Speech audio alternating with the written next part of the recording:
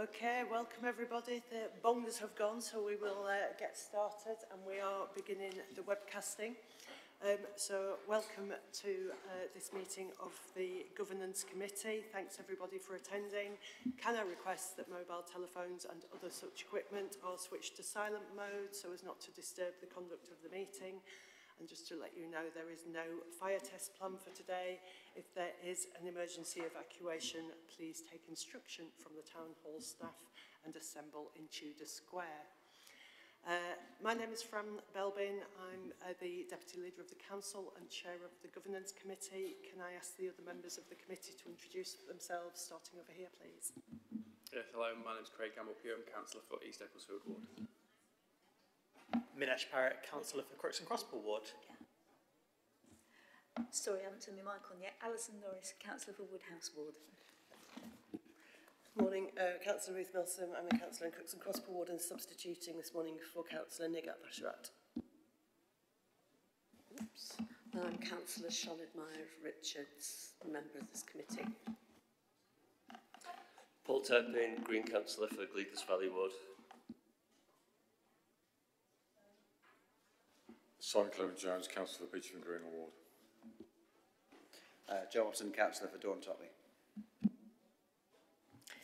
Sue Alston, Deputy Chair for this committee and Councillor for Fulwood.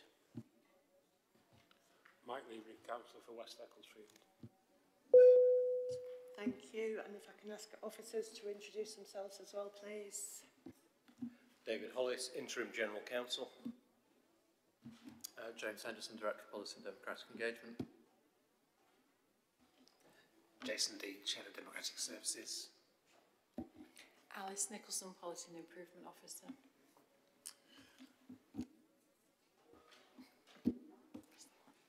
Morning everybody, I'm Laurie Brennan, I'm Head of Policy and Partnerships. Joe Bell, Democratic Services Officer. I keep pressing the wrong button, sorry. Thank you everyone. Jay, could you give us the apologies please? Yeah, Chair, apologies received from Councillor Nigat Basharat and Ruth Milson as your substitute member. Thank you. Just to explain, there are no items that need to be exclude the press and public today. And can I ask if any members have any declarations of interest? I think that's a no, so we can move straight on to the minutes of the previous meeting. I think only 2 people here were at that previous meeting, so I'm looking over at Sue and Joe to check that those are accurate and that we're happy with those. Chair, as far as I can remember, they are accurate. So can we take those as approved? Thank you. Agreed. Okay, we will move on then to public questions. We've received 4 public questions from Ruth Hubbard, and I know Ruth is in attendance, so would you like to come forward, Ruth, to ask your questions?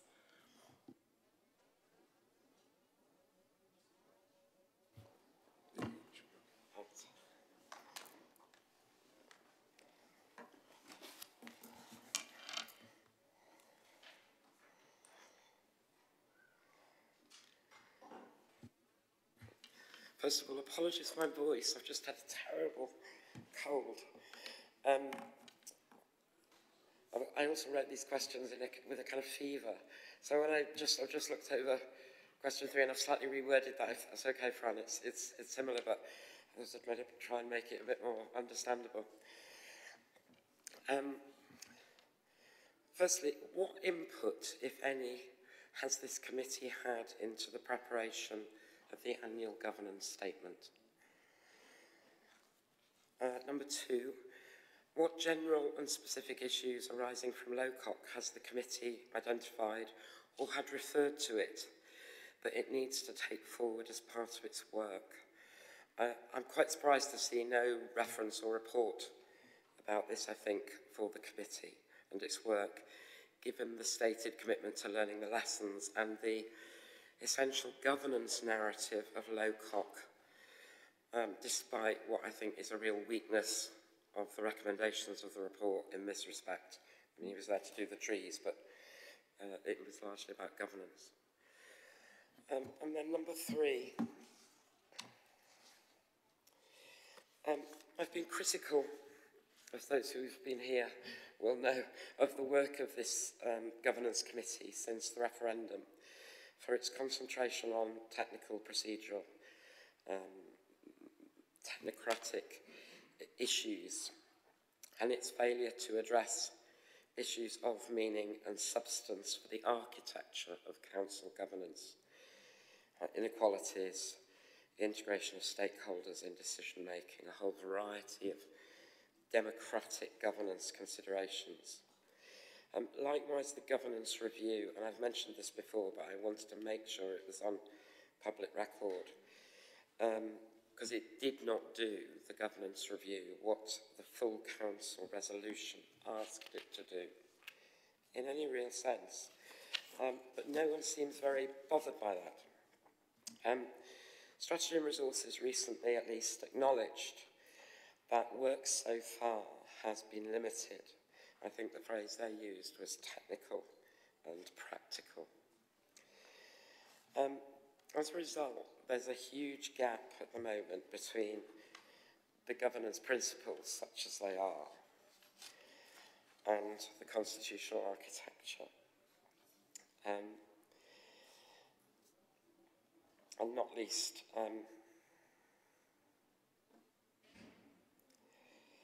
I think the Governance Committee has failed to engage with or rejected or excluded, and I would put it that strongly, the input of citizens and stakeholders. And there were quite a few stakeholders involved at the beginning of this process, but successfully they've fallen off, and you're left with me.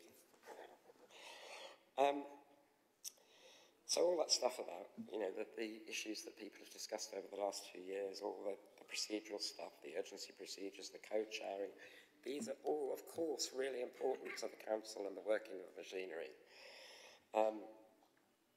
But they are insular, they're your concerns, and so on. I don't think the concerns of people outside. Just a couple of things in that context in relation to the papers today. Firstly, the Governance Review Implementation Plan, which I just wanted to say is largely unfocused in relation to clear objectives and outcomes and purpose. It's activity, but it doesn't contribute to making kind of progress, in my view. Secondly, I note that for August, in the work plan, it's mooted that there'll be something on performance measures for governance. And actually, I've talked about this before and the importance of that. But I was really shocked to see it for August, because if this committee, as it has largely concentrated on technical and procedural issues, that potentially means we're going to have a set of technical and procedural performance measures. And I don't think any of the groundwork in relation to really discussing purpose, outcomes, those principles and what they mean for the kind of local democracy we want, which is at least one of the considerations, is that all that groundwork has not been done in terms of thinking that through. And so I'm scared that we're going to be looking at a set performance measures draft in August because none of the discussion has been had. And I'm reminded that it was about the fourth governance committee in after the referendum where the word democracy was finally mentioned, and it was 4 meetings in, and so on. So I just wanted to raise those, and I just wanted to ask the committee if they wanted to comment. And then my final question was,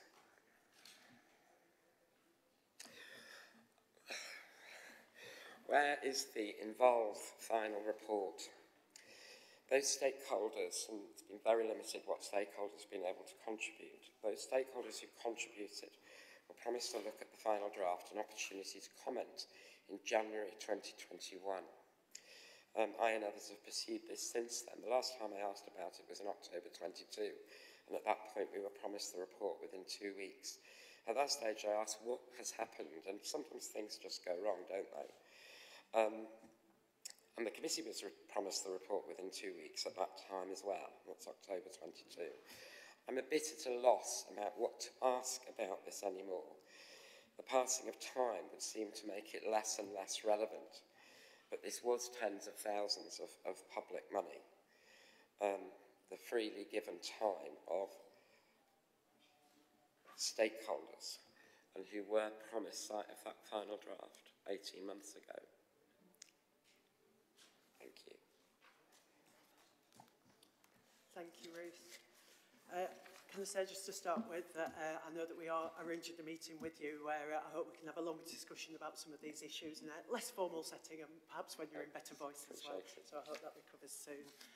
I'll respond to each of those in turn.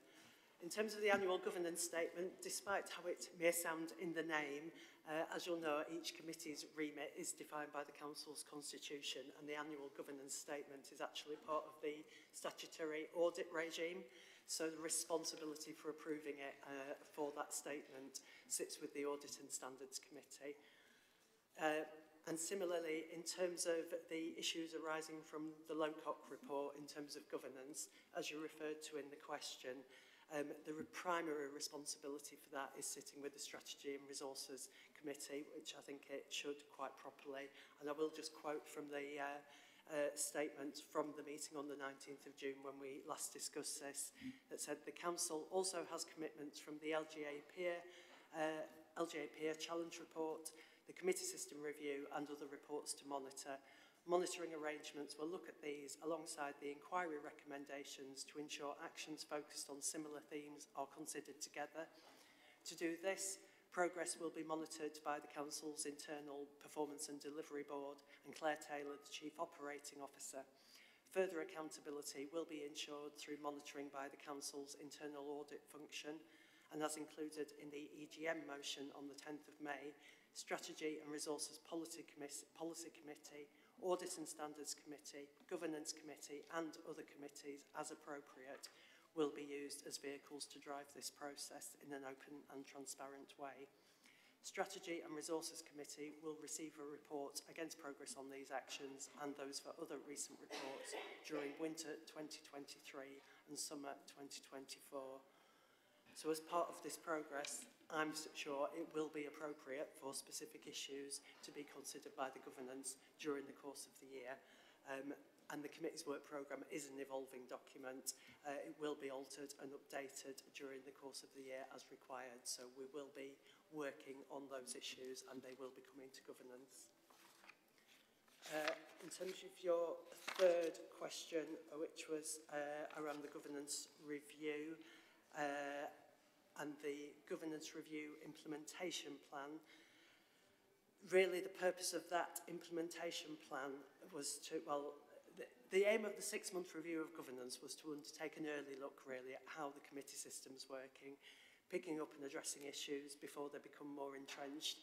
I would agree with you that it has focused more on some of the technical issues, but I think there has been reasoning behind that to ensure that the system is functional. And that wasn't meant to be a wholesale assessment of the system, but really just to look at some of the early experiences that we'd had and make sure that we had a good functioning system.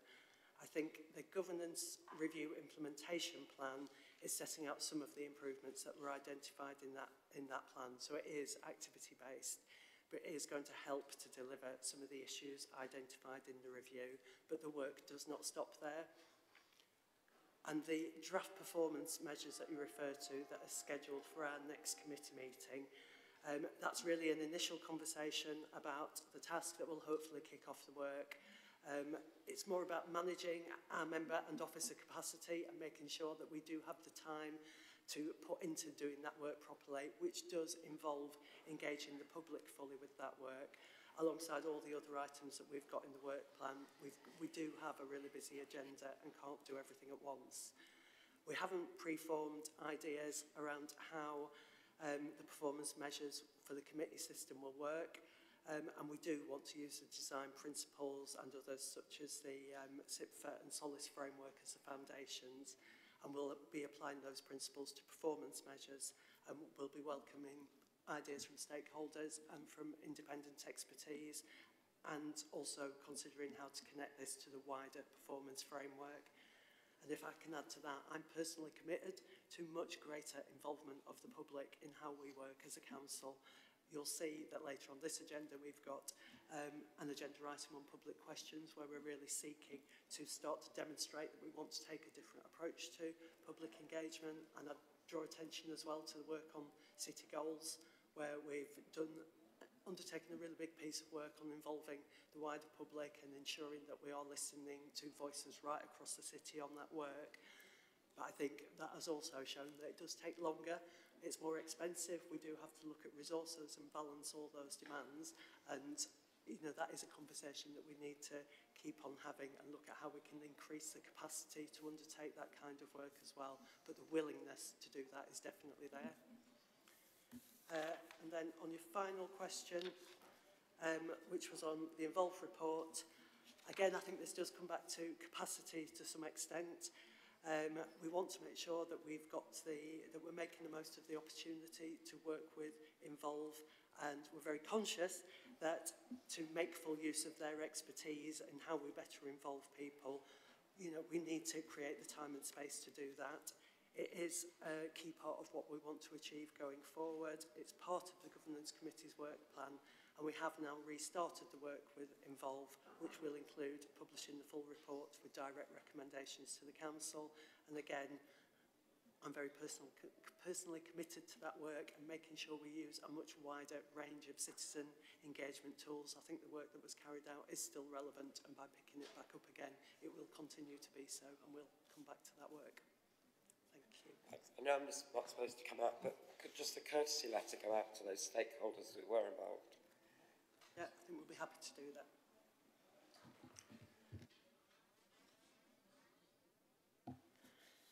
Thank you for those questions, and again, I look forward to meeting you soon. We'll now move on. Sinead? I just wanted to ask, something I've asked before, is that when questions come to you as chair, can we, as members of the committee, have sight of them also before, so that we have a greater understanding of what you are replying to?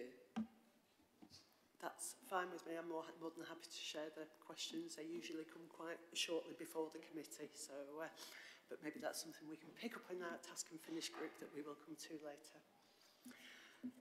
If we can move on to the item on the governance review implementation plan. Laurie, would you like to introduce this? Thank you, Chair.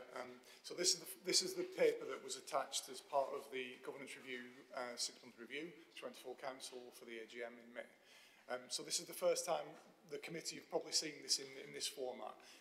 The intention is this is part of the work of this committee for the year ahead, and probably beyond that to a degree, although I would hope most of the items on there will be addressed and resolved this year. As Ruth's question pointed, it is quite activity based. It is about things we know we needed to fix as a result of the 6-month review, and it's predominantly officer action. So my intention wasn't to run through every item on this list, because it's probably not a good use of the committee's time. What we'll probably do, we'll make sure this is appended to every agenda item, so that members can see progress. But the intention won't be to necessarily present it in this format every time. I think what we'll do is, where members are keen, want to see content and see, because some of the elements of it have products attached to it, like guidance notes, like content. So we will automatically bring that here because it's for members to approve. Some things don't fit into that format. So, for example, one of the recommendations or actions on there is a portal for officers to find all the right, essentially a SharePoint site where officers can find all the right content they need to navigate the committee system. It's not appropriate to bring that into this setting, but it's actually really important to help officers understand how to best navigate the committee system. So the point of this is to give members an overview of everything that we're trying to deliver this year. You'll see there are a good number of things that have been completed on there, so tasks we've done, but also things that we'll continue to do as the work progresses. A lot of the ownership of that sits with myself and with Jason and our teams, really. It's part of our core business. They are fundamentally things that we wanted to fix in the last year. They came out as issues from the 6-month review, and the things that we are addressing now. If members have got questions on any specific items, we can try and answer them and pick up anything that's missing. If not, then we can also, if you've got items you'd like to see in more detail, we'll make sure we bring them on the work plan for the future agenda items for the meeting. Thanks.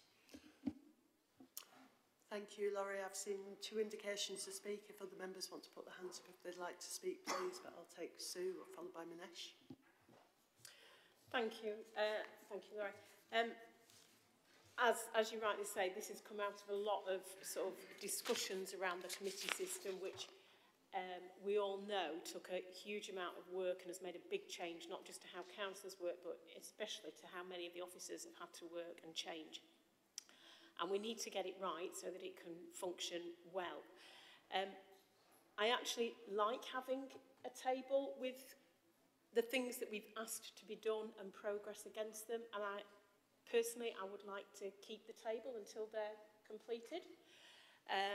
I think there may be, as we move on to other aspects of the governance, which I think are probably the things that the initial, so Ruth and people who initially wanted the changes brought about, quite rightly, actually felt were more important. So I think as we go on to looking at how we engage the public more and things, and many of us are frustrated that it's taken a long time, then I think there will be other things to add to this.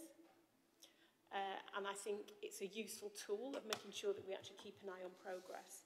So personally, I would like to sort of keep it until, at least until things are, you know, till the end of the year, if you like, so we can shorten it then. There are some things, as I think you've mentioned, that I think will need to come back as papers or things for approval. I'm looking in particular at 1.3 and 2.7,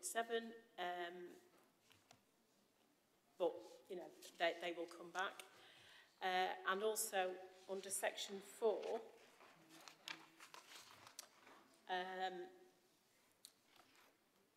I think there's more work on looking at 4.1. I think there is more work to be done on this, and I think this links in with the policy committee remits, which is actually in our work plan. So we need to make sure that those are linked. And I understand there is actually some work being done outside this committee with. I'm not entirely sure whether it's mainly LAC or mainly TRC people, or a mixture, to look at the specific issue of highway schemes, and I think that will be coming back here. So I think the fact that that's happening probably needs to go into this table somewhere, so we're all aware that that's going on. I'll shut up there, Chair. Thanks, Sue. Minesh. Thanks, Chair, and thanks, Laurie. So speaking as someone who is new to governance this year, I think, you know, looking at this, it's hard to shirk the comment earlier that we are quite insular and we're looking. I think there are a lot of things here that chime with me about, you know, things that need to reform. There are a lot of things I think I would prefer more clarity on than comes in the structure. I'd say just generally, I think there is a missing column of member and public engagement. I think a lot of these things, specifically 1.3 as an example, guidance on the roles and responsibilities of chairs, co-chairs, deputy chairs. As a deputy chair who was recently given a media protocol which told me how I should act as a deputy chair and navigate around external communication, which came to me only after it was signed off, I think there is a missing step of engaging with people already doing those roles, and I think there are probably a number of things here where, you know, some of them are insular fixes that need to be fixed, others to relate to the working of officers and councillors, and there are conversations that need to be had. The other one I wanted to flag was 3.1, again, to give some personal experience on the timeliness of reports. I think EDS, so Economic Development and Skills, I think we have quite a good culture of reports coming from officers to committee leads before they're signed off. I think that works really well. We can give comments, we can give feedback. It saves a lot of those conversations having to happen in the meeting. It means we can work in a more collegiate, collaborative way. I know other committees, reports only come to the chair on a Friday when it has to be published on a Monday. There is a real lack of time for any comments to happen, any member view to be fed into that, I think. So the process I'd like to embed into this point is, I think, establishing timeframes which it can give a reasonable amount of time for councillors and the wider groups to comment on papers. Thanks. I've not seen any more hands, so Laurie, I'll ask you to respond, but if I can just make one more point first. Oh, more hands going up now. I'll make one more point, bring you in, Laurie, and then we'll have the other questions. It was just on 4.2, which was around connecting to Future Sheffield and the Governance Committee Working Group. I know we have something going to S&R, the next S&R meeting, about a Future Sheffield Working Group, which I think will have some crossover between S&R and governance, but just to point out that action is being progressed already. Do you want to respond to the question so far? And then I'll bring in other people. Will do. Thank you, Chair. So just referring to Sue's comments first, I think I'm quite fond of the sort of format as well. It did strike me when we were putting the papers together for this that actually the work that the committee does is almost like a big programme of work, and maybe we should layer in some of the other pieces of work like the public questions and create like a more comprehensive programme so you can see it all in that format. Because what Bruce's question is actually spot on this. There are themes to this, and there are pieces of work that fit underneath those themes. And so probably what we should do is try to convert this into a programme where you can see regular progress updates. So the public questions bit on there only appears as a line, but actually we know we're going to consider that as a part of this agenda today. So that's one thing we can do. So thank you for that. It's a really helpful comment.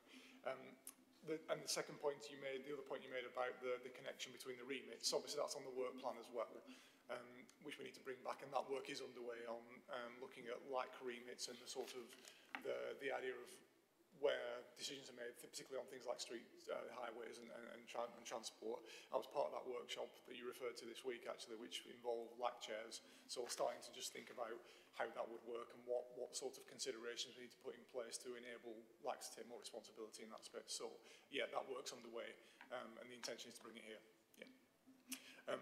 Minesh, Councillor Pratt, thank you for that comment. It's absolutely, sorry, Minesh, okay, that's fine.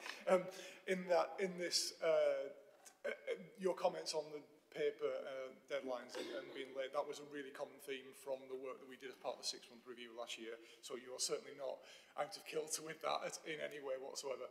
What I was going to suggest is we've done a little bit of workshopping on what we could do to sort of amend some of the deadlines and process to ensure that we unblock some of the sticking points, which sometimes mean papers come to members later.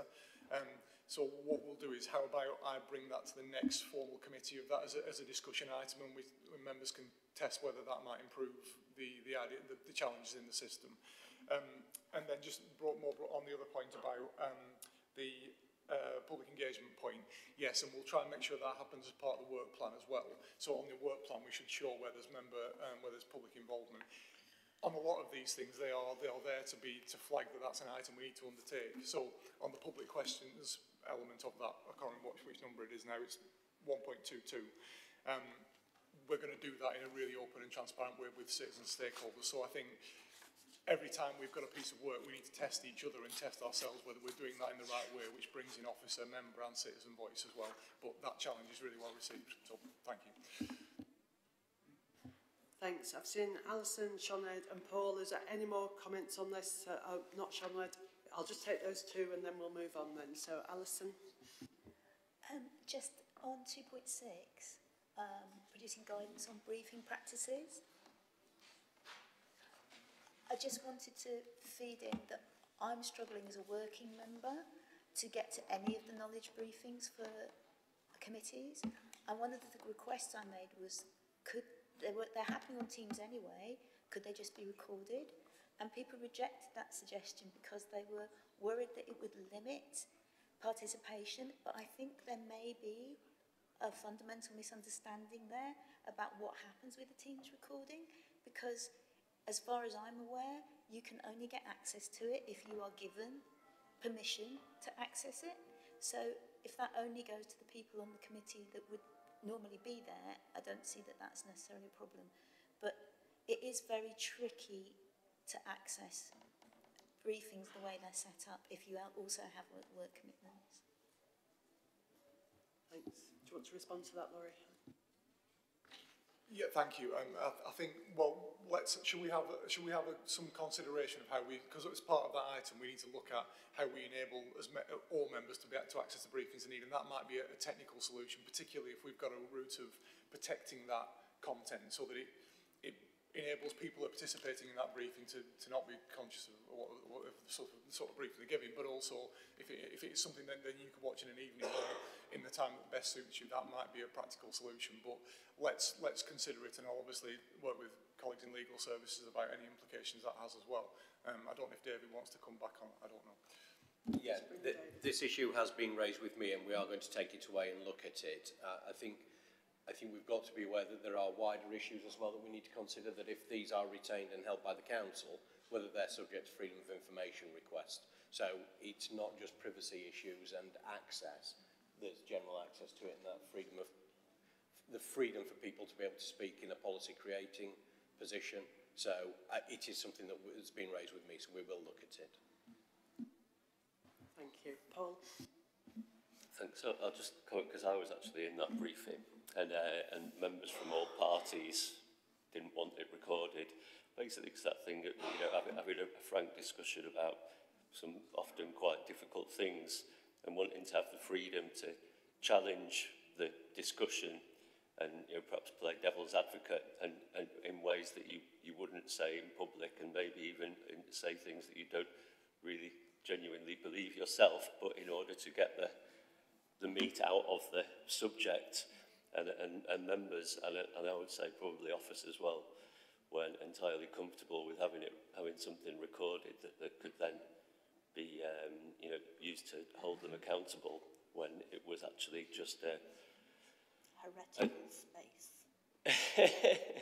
Yeah, it was just a way to absolutely dissect the debate. That wasn't the reason why I put my hand up, but that was the kind of the feeling in the room at the time. But I do think that effort should be made so that you can attend. So I wanted to just sort of say the point that Minesh made about the EDS committee and the collegiate working and the timely reports, because I've just left that committee, and what he said is absolutely right, and it's a really well-run and really collegiate committee. But we know that not all the committees are the same, and you know, the adverse of that, you could say, is the TRC committee, where vice chairs and spokespeople are not fully included, and the former chair ran it like it was still a cabinet system, and officers kind of succumbed to that. And it seems that that's continuing now, where there was a press release last week which announced a new policy, and the press release was shared half an hour before it was sent out, and that was when the other members found that this policy had been changed. So, you know, it's the real yin to the EDS yang in that committee, and I think we do need to do work to even out the work so that they're all positive, like the EDS committee, and also to empower officers against members when members are being inappropriate with their demands as well. Do you want to respond to that, Laurie? Only briefly, I think thanks Paul, it's really helpful. I think that we found as part of the conversation last year in the work on the committee system that there is inconsistency across the committees. Some of that probably comes down to different ways of working between the teams and the scale of demand on people on the work plans of those committees as well. Plus officer ways of working, as Councillor Norris said, really struggles to get to some of the briefings because of personal commitments and things like that. So we need to, there's a set of standards that should hopefully come through the grip about how officers work and how officers support members through those committees. And I think some of the elements of this, particularly in terms of policy making, in terms of making sure papers are available and running those briefings, we need to kind of get that culture in a more consistent space, recognising every committee's got quite a different demand of work on them as well. One thing I did mention, it does link to, I forgot to mention, it is linked to this. Minesh made a comment about members having a role in kind of shaping some of the content, particularly around number 1.3. That'll come up as part of the member development piece of work, and maybe through that piece of work we can start to address some of those concerns that are coming through committees as well. Because I think there's a whole collective piece of work here about how we norm sets of behaviours and ways of working which really help members to make good decisions and everything, but also that enables officers to support you in the right way as well. Thanks. So I'm going to take one last comment from Sue. I will just mention as well, though, for the public's benefit, to make clear that we have changed some of the dates of our governance committee meetings precisely to accommodate actually some of our members' working patterns and to try and make sure that, and I know that has been incredibly difficult in what is already a very complex kind of, the availability of rooms and equipment. And I'd like to thank Jay in particular for making sure that we could make those alterations. Sue? Yeah, Chair, I was just going to say very briefly in relation to the comments that this is something we discussed at length last year about the different working practices between committees. And I think it isn't that committees should all work exactly the same, but we all need to learn from each other. And I think that's one of the things that these pieces of work were put in there to try and address. So, yeah, absolutely, to acknowledge that. And I think it is really important that we try and engage members appropriately at briefings, so I think it's something we will need to revisit as it comes through. Thank you, Sue. I think I'm going to leave it there for that item because I'm conscious of the time. The recommendation here is simply to note the progress against actions in the Government Review Implementation Plan. Can I take it that we all approve that recommendation? Sorry, and have we agreed what Sue asked for about making sure we keep the grid and use that as our... I think that was a preference of officers as well. Okay. So, yeah. I just wanted to be able to say I agree with Sue. Thanks, everybody. We will move on to item 8, which is member development. And I think Jason will be presenting on this. Thank you. Thanks, Chair. So item 8 is a paper about member development, and there's 4 parts to it that I'd like for the committee to consider. We have an existing member development strategy which runs from 2021 to 2025. I think it's an opportunity, that's appending to the report, I think it's an opportunity for the committee to look at that and really think about whether there's any changes of priority or emphasis that we might need to consider, given that we've had the introduction of a committee system, we've had the 6-month review of the system, and we've also had some external reviews and pieces of work that have looked at the council and given us a sort of external take really on how we do governance and the culture of the organisation, and that would include the LGA peer review and indeed the Race Equality Commission and the Street Tree Inquiry report. So the strategy is appended to the report. It describes the activity involved, and there's a question under each section of this report just to sort of pause for thought really as we go along. So, and the question on that one really was, does that strategy feel right for the time we're in now? Are there particular things that the committee wants to draw out in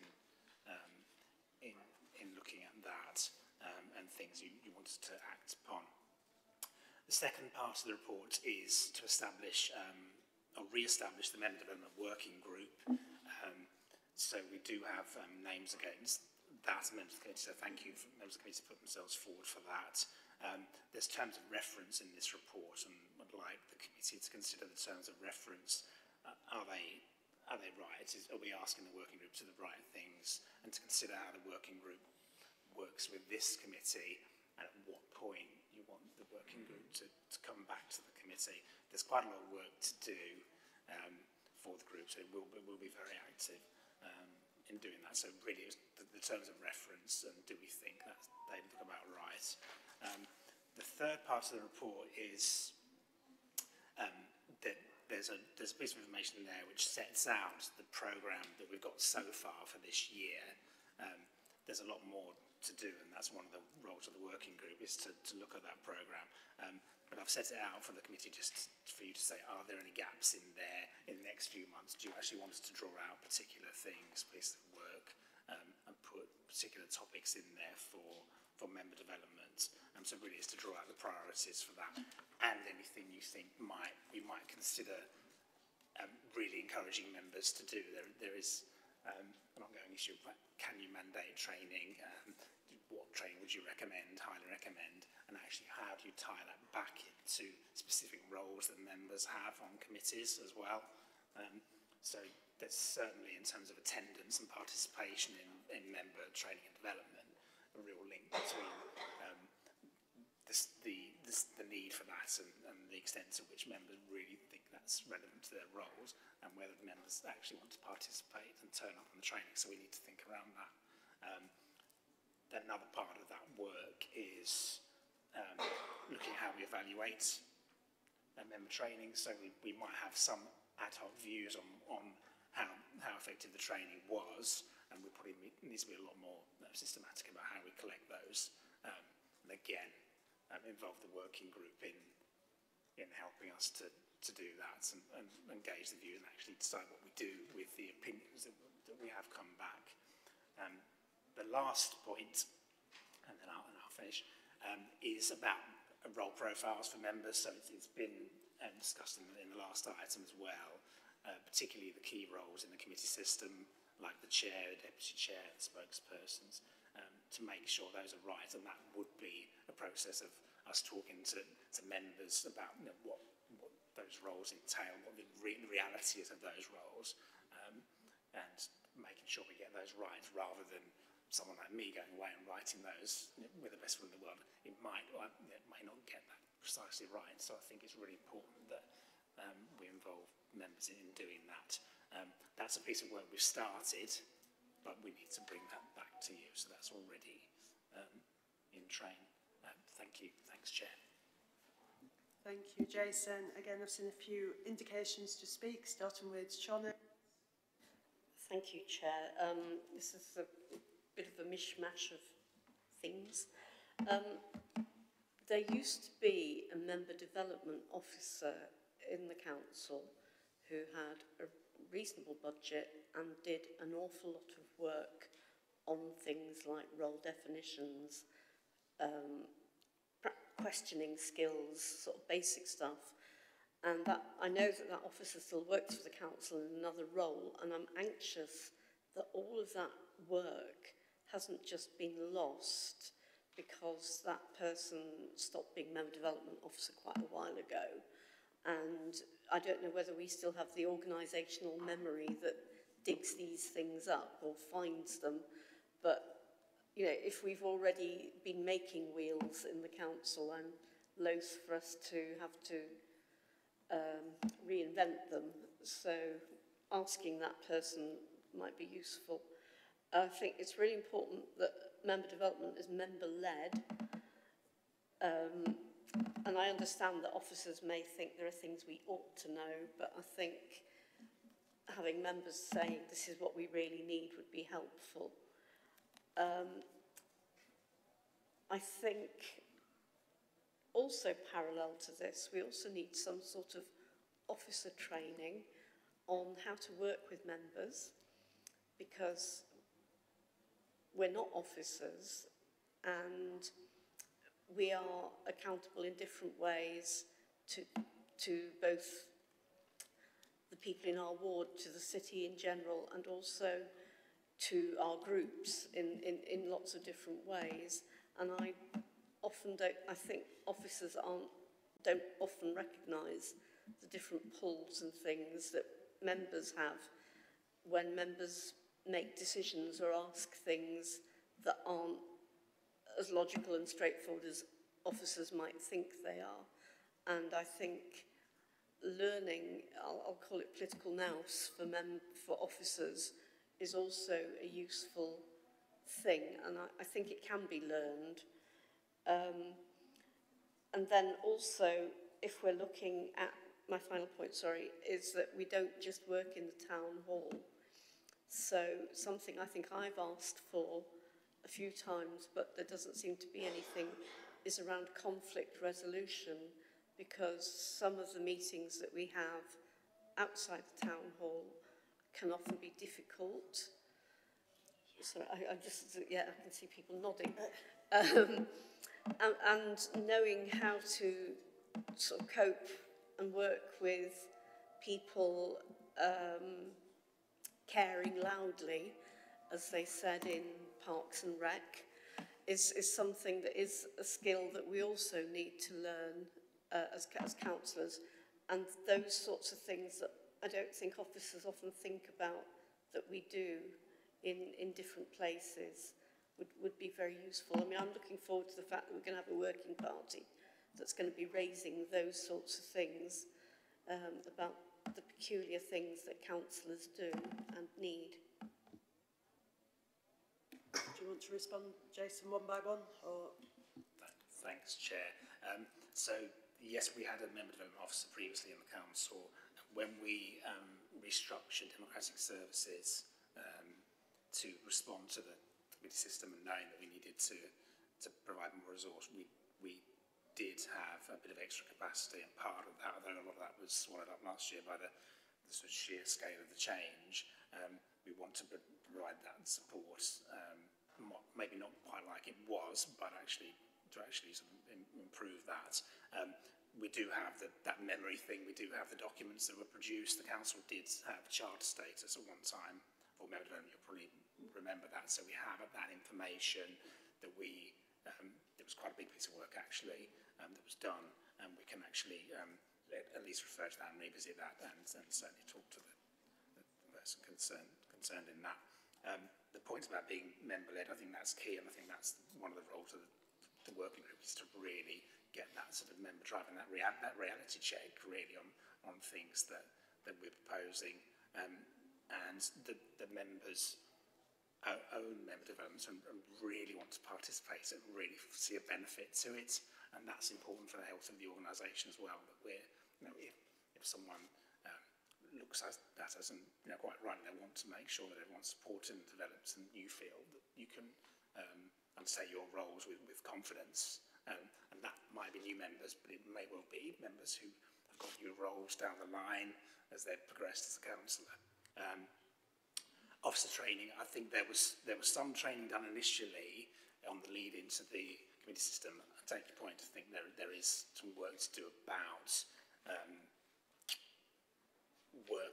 working together and being aware of the roles and responsibilities of members and officers and how they are different, but actually how we want to work and how things have changed in the committee system, and we probably are working differently. More officers have contacts with more members now in this system, and it is quite different. So we need to kind of support officers in doing that as well. I would agree. I could take a point away around the conflict resolution and the fact that we aren't just based in the town hall. There's quite a lot of elements to members' roles, and that's one of the things about role profiles, I think, is highlighting that kind of thing. And there is a range of training. It may be some in-house training, then we may have external providers doing that, the LGA being an example. I also want to give members more access to some of the officer training and development, because some of it is quite generic and it may be relevant to members, and the report makes just a point about the Go Learn side, which is the officer side, that there are things in there that probably are relevant, and actually so members understand the kind of training officers have. That probably is not a bad thing, that there's a joint understanding around how it develops as well. So thanks. Thank you. Ruth? Thank you, Chair. One tiny thing just to start with is on the programme for 23-24. There's just one little item in there that the communications team workings for chairs, deputy chairs and spokespersons, which just has a TBC next to it, no date. Having been in one of those roles for a couple of months, I think I would value that session being quite a lot earlier in the year. Maybe something to think about, to push it up as urgently as possible, and maybe something to think about for next year. So otherwise, I think referring to 2.4 on this sort of menu of items. This is about, no, it's not, sorry, it's not 2.4. It's about the quick wins. Yeah, okay, the quick wins, 2.2. So I haven't got a page number. Oh, sorry, page 22. Okay.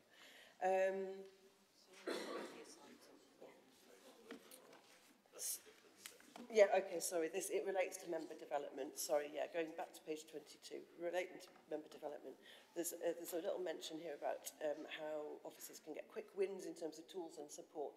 There's one thing there that I think would be incredibly useful, not just for members, but also for the public and for officers, and particularly thinking about new members coming in or members taking up more senior roles, which would be a policy library.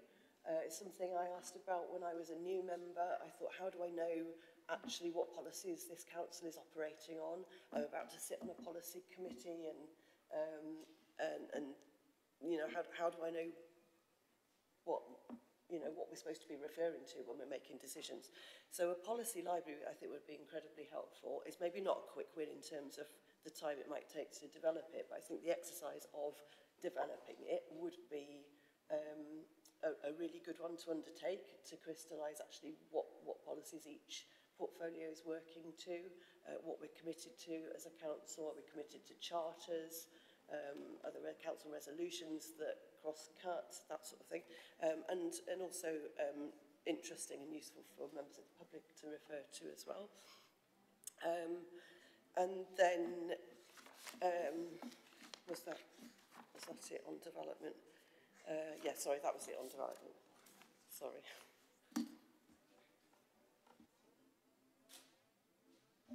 Thanks.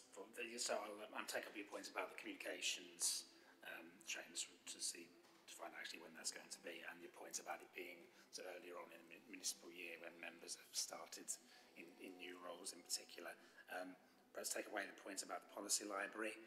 When you first started mentioning it, I thought, well, we've got a members' SharePoint site, we could utilise that, but of course that's only accessible to members, whereas I think what you're referring to is something a bit wider and more in the public domain. And I think there are certain things that the website may well already have some of that, but I'm not sure to what extent. So, thank you. Laurie, did you want to respond on that point? Or? Thank you, Councillor Norris. I think that's it's a really good point on the policy library, because it's a piece of work we're trying to do right now. Sorry, Ruth, it was Ruth. It's a really important piece of work, just purely because we're trying to, as you'll have seen in the papers that we've been testing in our committee, we're doing the work on the city goals this year to look at the city vision and where we're trying to be as a whole place, working with partners. And then there's the corporate plan piece as well, which is about how do we create our clearer set of purpose and priorities for the organisation. As part of that, we've been doing almost like an assessment of what strategy and policy we've got in the council. Now, I don't think not everything is really easily accessible via the website, so most of the content you can usually find, anything that's been approved will be in the Democratic Modern Gov portal, but you have to be pretty good at finding it, I think. What we have done is tried to do that mapping of everything we've got across the council, which is it's like a landscape or a canvas really of all the strategy. So probably the next step will be that anything is current and relevant. We've got to make sure that's visible and connected through the website. So we've got the tool now because the piece of work's been done to assess what is there. So that's probably a useful point. But it also flags where we've got gaps as well, which is also a key point as well. Just bring James in on that as well. Yeah, just very briefly, agree with what Laurie said, just on the point about communications, development and training. So communication sits within my area, so I will take that away, but I think we can make a commitment to bring that forward quickly, so I'll talk to the head of service about that. Thank you. Joe. Thank you, Chair. So, yeah, thank you for this. I think it's, I think I've been put down to be on the working group, so I will reserve most of my comments for that. It strikes me that there are a couple of mentions early on in this report of the Race Equality Commission, but as you go through it, it becomes more and more about the public sector equality duty and getting our equality impact assessments right and so on. And I'm pretty sure that the REC Commission recommended to us a bit more than just doing the PSED correctly. It was, actively anti-racist is the ask, and the council has accepted that. And I feel a little bit unsighted as to how that is working out in practice. I'm aware, I've asked questions about this in previous meetings, and I've been told, for example, that there are conversations going on at an officer level, some of which have been difficult. Well, this is, that's important, the difficult conversations I had. I've not had any difficult conversations as a member, and I'm not sure, if the ask is for a big cultural change, then surely there's an ask of members to be had there. And I'm not clear what that is. And so I think certainly in terms of the scoping of the work of the member development group, I think we really need to be sure that we're getting a hold of that and we're delivering. Now maybe obviously there's a work of interpretation, it's a very high level, the REC report itself.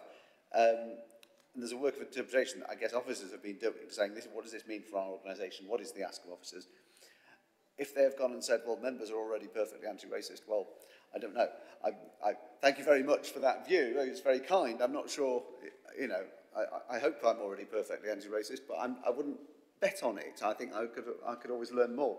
So, and also, of course, it is possible that despite all the work that's gone into to REC and the evidence that it took and the years and years of, it feels like, of work on it, they might not have got everything right. They might have got something wrong. And because I feel so unsighted now, I have no idea whether that's the case or not. Now, the tradition for reports like this is they get talked about for a while and then they get kicked into the long grass, and there's a feeling, whether it's fair or not, that it never gets implemented. And I just hope that if the reason that I've not had an ask come through to me as a member and as a whip from that is that the stuff is just too difficult and we're not going to do it, that we should be clear about that and say, look, we're going to push back on some of these recommendations because actually what you're asking is not the right thing. I'm not saying that's the case, but if it is, I'd rather have that conversation frankly and honestly rather than just, wait until it goes away, like more often seems to be the case. So I guess it is partly obviously a piece of work for the group, but I think it's something that is worth us understanding and being cited on at this committee. Thank you. Thanks, Joe. Just for clarity, the membership of the working group will be the party whips, two of whom are here, I think, Joe and Sinead, and Martin Phipps from the Green Party, and also Paul, myself and Sue, and I think we will take on that challenge on making sure that the training is fit for purpose there. Is there anything you wanted to respond to there, Jason? Or? I think just the main thing to say from my point of view was that we'll work with the equalities team that leads on that to make sure there's some input into the working group as well. So there are some practical-based things that can be done, but in line with the wider work that's being done from the work of the Commission. Thanks, Chair. Just in response to Councillor Otton's point on the Race Equality Commission, so there is a report that is coming to the Strategy and Resources Committee on the 2nd of August, which will set out the progress that's been made since the Council's initial response to the REC report, which was approved back last November, December time. And that will both set out where we have made progress against those recommendations and where there is work still to do. And I think in some of the statements that have been made in recent weeks in the lead up to the 1-year anniversary of the publication of the report, it is very, very clear that there is still significant progress that needs to be made about becoming both anti-racist as an organisation and more broadly as a city. Member roles and member development as part of that is clearly important, and we will make sure that that is included in the report that goes to the Strategy and Resources Committee. Some comment on that. That might be something that the member working group wishes to take up more fully as part of its considerations. Thanks. Paul, was this on this particular point? Well, I was trying to get your attention for a different point, but I did want to comment on the REC as well, if I'm allowed to come back in from my other point when it's my turn.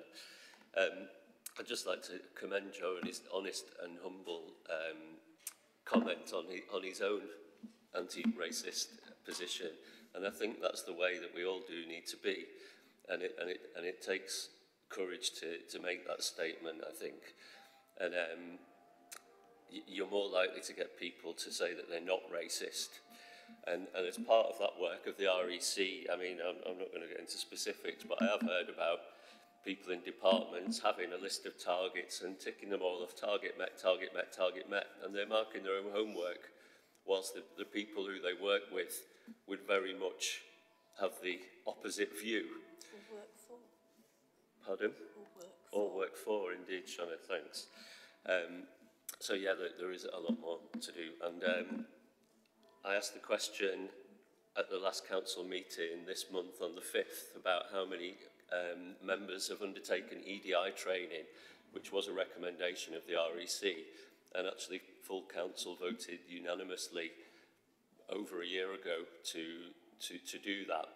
And the question, basically, the answer came back that we don't have the data, but we'll tell you in 14 days. Now, I think that's pretty lame. And I actually asked the same question 12 months ago, and at that point, only half of the members had undertaken EDI training. So, and you know, it's really important that members embrace this in the way that Joe's done. Thanks. I'll bring Alison, you next. Thanks. I just thought, being a new member, it might be useful to have some comments on the new member induction. And I have to say, I could attend one day, and I've had one briefing where I was on my own because other people weren't available. And both of those were really good and really useful. But it has been extremely difficult to access around work. I may have missed it because of the sheer volume of new information coming in, but just that little programme that's on page 31, having had that right at the beginning, but with dates against all of it, would have made it hugely much easier because I could have requested time off to attend. What we talked about with the knowledge briefing earlier, if we can't record it, if we could have it at evenings, it wouldn't be a problem then. I think also support for different committee chairs around making their committee work inclusively, because, for instance, when I first raised the problem with my chair, I was basically told that I should have, that things were being arranged around the chairs and spokespeople, and that I should have considered the problems of working for the council while I was also an NHS worker before I got elected, which really was not helpful. So I think, you know, support around the ways that different things can be changed. And there have been offices that are brilliant. So there's been people who have put out doodle polls for meetings. So there's a set of options who've, like I said, have managed to give me Gleadless Valley Master Plan. They've given me a year's ahead, so I can now request. All of those different ways of doing things really make a difference. And then just for gaps, like I'm looking at accounts, I really want to know about accounts, but it's got TBC by it, so I'd like the date really soon so that I can work around it. I was also thinking some of the stuff that was raised in the document that Laurie produced, particularly policy development via the committee system and using the work programme effectively, that would be really helpful for new members, I think. And some of the stuff, the IT support for things is not as we would necessarily hope, and I'm sure everybody's struggling. And any of the things I say, I really appreciate the problems of your capacity as a small team and the officers' capacity. But for instance, I couldn't go to the second induction day, and I was told all the documents would be on SharePoint. I was sent a SharePoint link, but it didn't work. And that got resolved, but it's like there's all these barriers to get over. Things like I didn't know you could have cards. I found that from another member. I didn't know about the post room. I didn't know the code for the post room. I didn't get a walk around the building. I got lots of help. I'm looking at Alan from getting my card to work. That was brilliant, and I learned really quickly to ask him for things. You helped me set up my computer. But it's very much I had to find people. It wasn't there for me. And intranet, I was told by the person who set up my computer that as a councillor I don't have access to the intranet, which seems very exclusion. It's broken. It's never worked for me. Yeah.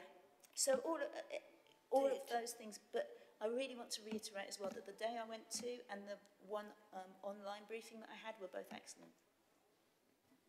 Thanks. I am a bit conscious. I know there's lots of people wanting to raise hands. I'm just going to take people who haven't spoken in this debate now because we've got another chunky item to get through on the agenda. Do you want to respond to any of that, Jason? I will say that part of the working group is about evaluating the quality of the training that we provide, and these will be issues that I think we will pick up as part of that working group. But I will take away the comments on the induction programme as well. I mean, it is a big commitment for new members to attend those things. So take away your points about the timing of those.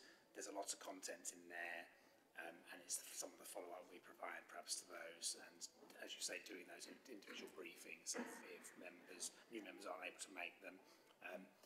Although we write to candidates with some idea of when that training might be, I think a more specific list, a more detailed list of what's going to happen when would be very good. So thank you. I'll follow up on that. I'll pick up points about IT support and some of the barriers in that as well with colleagues. But take a point on that one. And the whole thing around, I suppose there's a general discussion maybe to have around members' time commitments, and that goes back to the roles and responsibilities in a way, and it's kind of what is required and actually what's realistic in terms of and what we're asking you to do and when, and whether it can be more flexible about sort of evening arrangements or giving you sort of things in smaller bites. There's something called Book Boom, which is a small bite learning, some podcasts and things. Maybe we can do things in a different way rather than a sort of look at bringing people in and doing traditional training as well. So thanks for that. Craig. Thank you. Yes, I wanted to raise a number of points. First of all, it strikes me that in terms of member development, before we can get to the point where we have members who've been elected to the council and we can develop them and increase their capacity, skills and knowledge, we need to remove barriers to diversity to make sure that we have every opportunity for the most diverse pool of people to put themselves forward and stand a chance to be able to get elected and serve in public office. The first set of barriers that I think have been reflected in the debate so far are those that stop working councillors from putting themselves forward. And you look round room after room when we have these debates, and we're pretty, very, very skewed towards increasingly retired, white, middle-class councillors. So we've obviously got an issue there. As part of that is about when the training is. Can you access recorded briefings at a time that suit you using kind of modern technology? We really need to modernise. I'm not sure that it's particularly fits into this topic, but I would ask that we look over the course of this year about finally resolving our position on how the local authority deals with councillors who need to be granted maternity, paternity or adoption leave. We don't have a system in place at the moment to deal with that.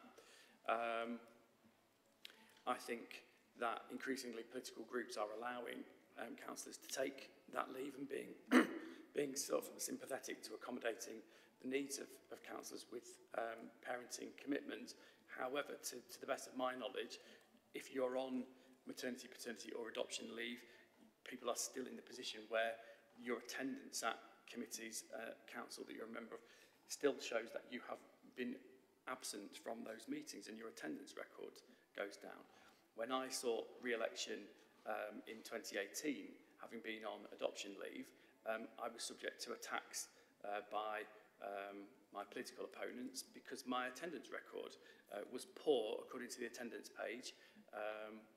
It isn't that isn't the kind of liberal values that I expect of those political opponents, but nor of this local authority as a whole. We need to deal with it. Similarly, we do have that system that enables the public to see whether we've attended the committees and the meetings that we are mandated to attend. So we do have a technical solution there to deal with the issue of mandatory training. So I think we would very quickly see an increase in people's engagement and attendance and participation in core training if we said, if members of the public want to see whether you've been to equalities and diversity training or carbon literacy training, they can go to your councillor page and they'll see whether you've attended or not. Could we explore that? And the issue of carbon literacy brings me on to my final point, but the point that I feel most passionate about actually. In this document, we see, first of all, in the climate impact assessment, I understand that the climate impact assessment in these reports means will it save any carbon? Are we turning off any light bulbs or saving any car journeys, etc.? And I know we're not affecting that by whether or not members have climate and carbon literacy training, but to say that there's no implications from not including in a report whether elected members across this council should have that training is kind of missing the point, I think. We were at Transport, Regeneration and Climate yesterday talking about how, you know, we're really struggling to get climate dealt with quickly enough. Our response isn't urgent enough, it's not far-reaching enough, it's not of sufficient scale.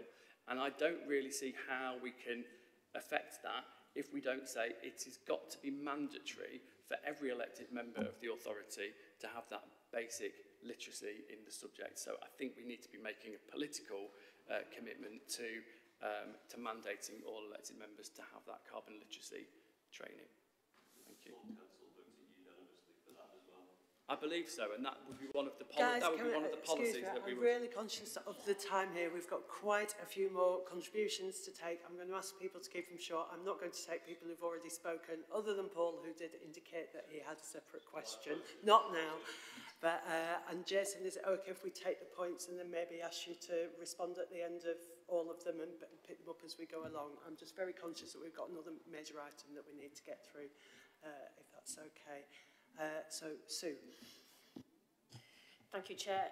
I'll keep this very short because obviously the purpose of this discussion is to set up the working group and comment on the current one rather than to do the working group's job.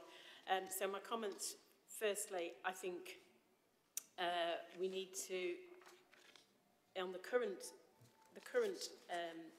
programme as it is, so my question is, have we actually done what we did last year and done any committee-specific training?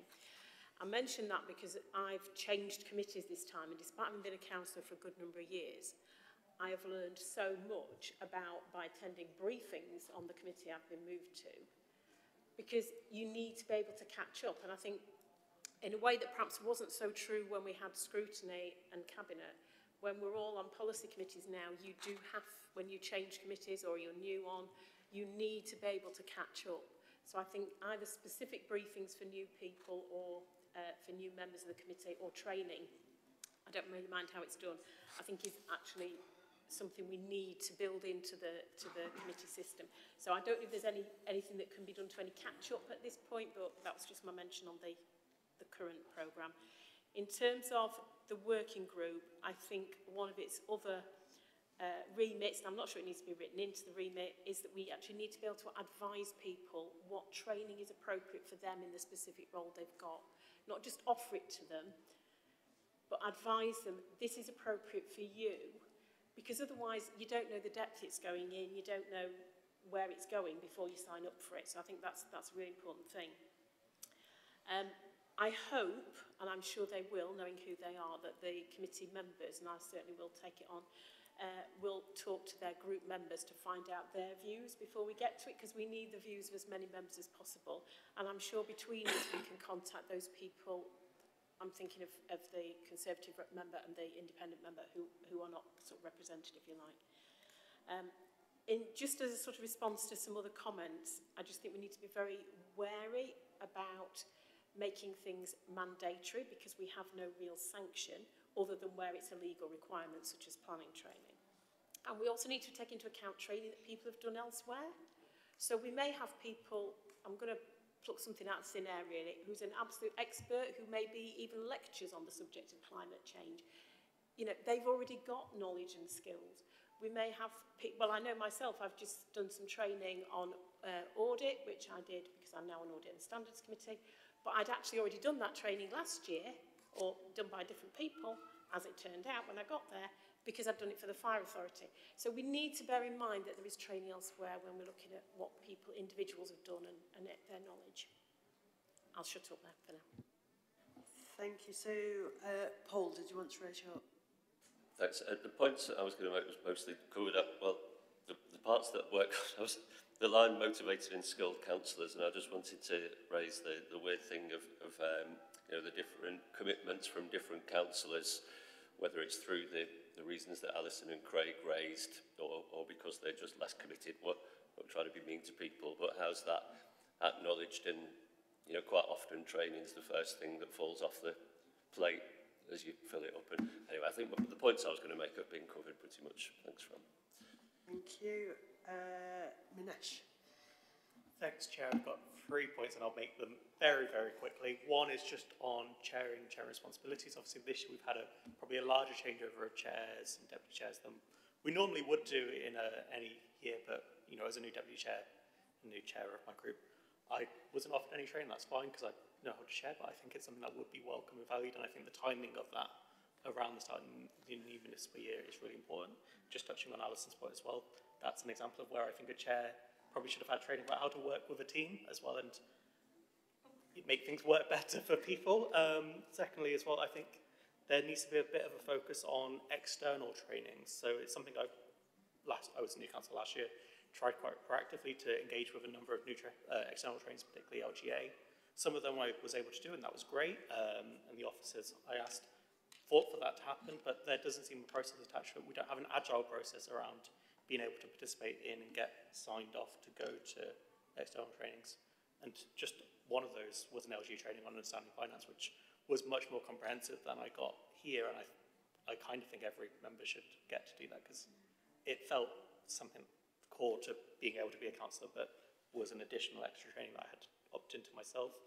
Thirdly, just on the quality of trainings as well. I always, whenever we talk about equality and diversity trainings or racial awareness trainings, I've sat through some terrible unconscious bias trainings, which I don't think actually do what they're meant to do. And I think, as a non-white person in this room, I think we have to talk about the quality of training and what we actually want to get out of them, not just tell people they have to sit for a training, because I know I won't get any value from an unconscious bias training.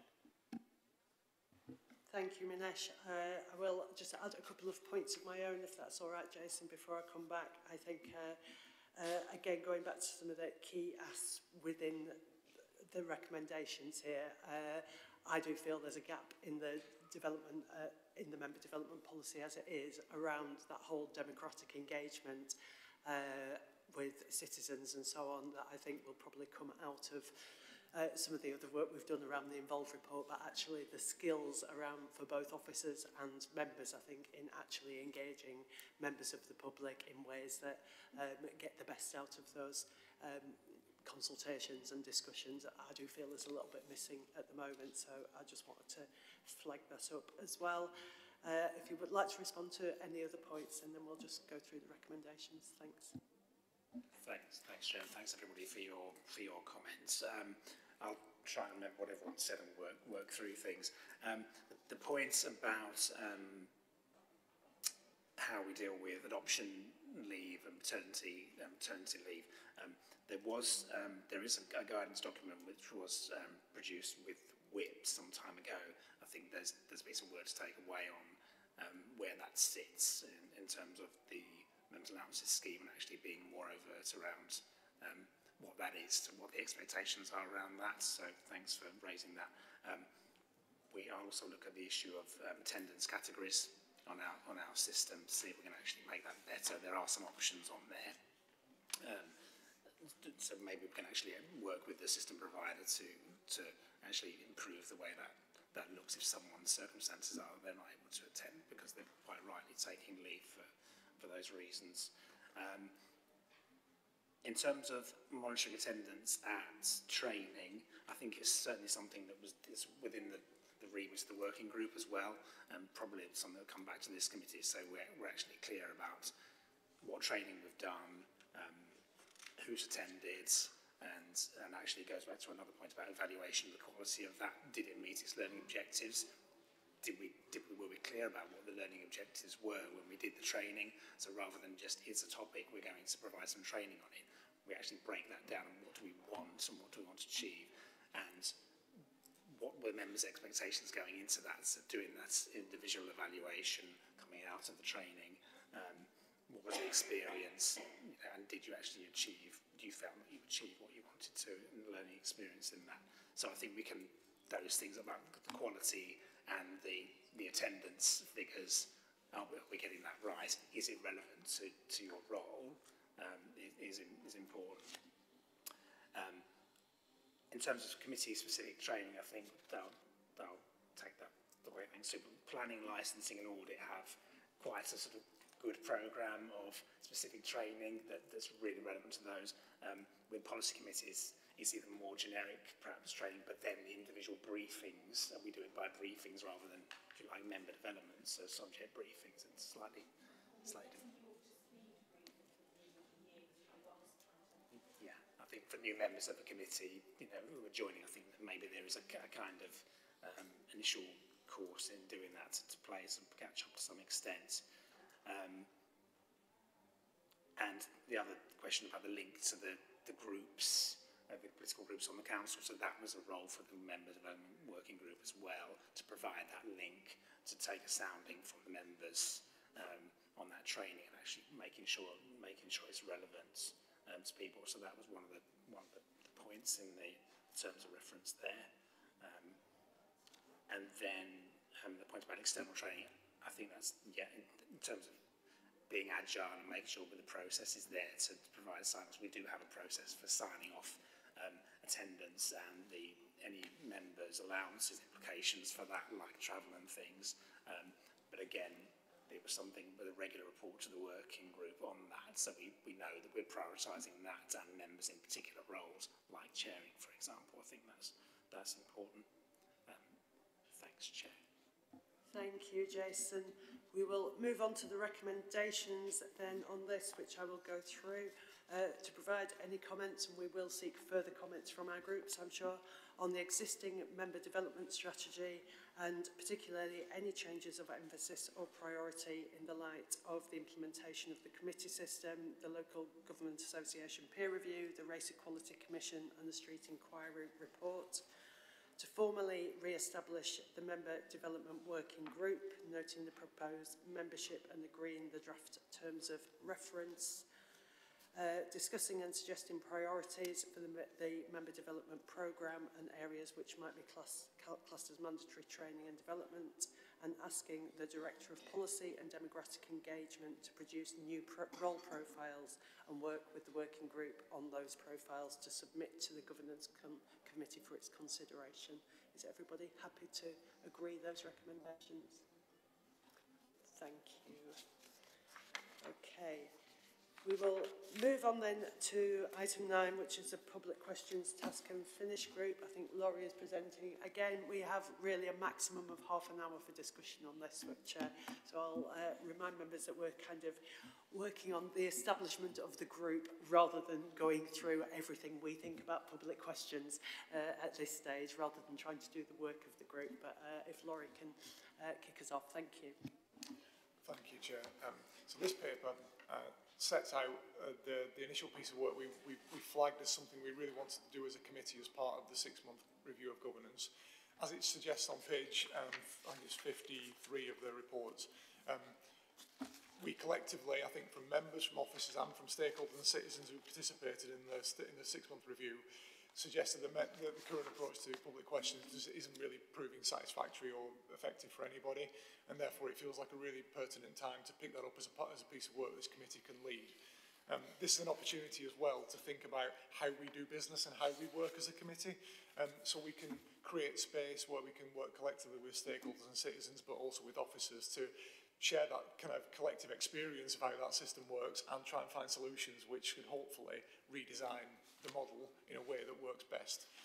As the paper suggests, and it's in the purpose of the report right at the front, is there's two really big chunks to this. One is about the process, about how citizens can and can't, or feel they can and can't go about asking public questions. And I flagged this in the equality implications of this report as well, that the current approach does have some barriers in there, that if somebody wants to come and speak to a committee like this, as Ruth Hubbard did earlier, that involves a certain amount of confidence, but it also involves the ability to be here at that time and to be able to come and feel like they can ask that question in this context, and that has implications for people's kind of caring responsibilities for work and multiple other things as well. So what the paper sets out is an approach where there's a set of terms of reference for a small working group of members. I've suggested in the recommendations that we have a minimum of 3 members with the intention of making sure we've got cross-party representation on that. You may choose to have more, but that's over to members to decide really. Section 3 sets out the proposed terms of reference for that working group. I think the fundamentals of this are in how we do it. So I think the point of in the recommendations is to convert the next formal meeting of this committee into something where we can do a more public, flexible workshop. You can do it as a bit of a hack or something like that, where we all bring our collective kind of perspective to the table and discuss what the challenges are within that. There will undoubtedly be some quid pro quos in this, because the aspirations of everybody to get this right won't always be deliverable within capacity, and we'll have to work out how that works. But there's a starting point. We should get all that on the table with citizen stakeholders who want to participate. What I should also say is that obviously there's a period of time before we can get this first session in place. It shouldn't necessarily be seen as the only one either. We'll see how it works out in that first session. What we'll plan to do in advance of that is to try and talk to citizens as a starting point, of certainly people who've asked public questions in the last, say, 18 months since the committee system came in particularly, to build on the work we did as part of the governance review, to ask citizens what their experience has been like, but we'll also to talk to stakeholders in our community and voluntary sector networks to get perspectives as well about what barriers do exist and what puts people off asking questions, so that we go into that workshop with a bit more of an insight into what some of the challenges are, so we're not just contained to the information and the views and voices in the room. So I'm not going to talk much more than that on this. It just sets out a positioning paper as how we want to work, and obviously welcome member thoughts and comments about how we make that work in the coming months. Thank you, Laurie. I'm starting to see hands go up, I think. I will just mention that I think the paper talks about the next governance committee on 30th of August and using that as a public input session, which I think is a fantastic idea and a great way to use this committee. But I am very conscious that lots of members may not be available on 30th of August, so we may change that date in order to maximise participation by both members and members of the public. So I'll just highlight that. I saw Mike first. Thanks, Chair. I think this is a really important initiative, and I think it's very important for us as councillors, particularly in the very first session, to listen to what the public have to say and their contribution, and be engaged throughout the process. So it's not just about listening and then going away and working something out. We have to be able to bring them back when we see it appropriate time to get their input into where we are with our thinking until we get to the final solution and are happy with it. Thank you. Thank you. Do you want to respond one by one or come back at the end? Is that okay? Shonette? Yeah, sorry, I just wanted to say that my experience last year of public questions was that it's never quite long enough, and that it's probably the most important part of full council, because it's when we actually do hear the voices of people from the public, and I just think it really needs improving, and I welcome the idea of doing this, but not just the idea of us sitting down and saying this is what's needed, but the workshop with actually engaging and talking to people, listening to criticism, having opinions and things. I think there's just got to be the way forward, particularly as we're saying we're now going to be a new, shiny, open and transparent organisation. So I'm looking forward to it. Thank you, me too. I'll point out that it's public questions at all meetings as well, including committee meetings, this meeting, local area committees. It's not just about the experience at full council that we'll be looking to discuss. Sue. Thank you. Yeah, just very quick couple of comments really. The first thing is we need to engage as wide a group of people as we can in this, and I know there are obvious contact points with people who've already been and asked questions over the last 12 or 18 months, whatever.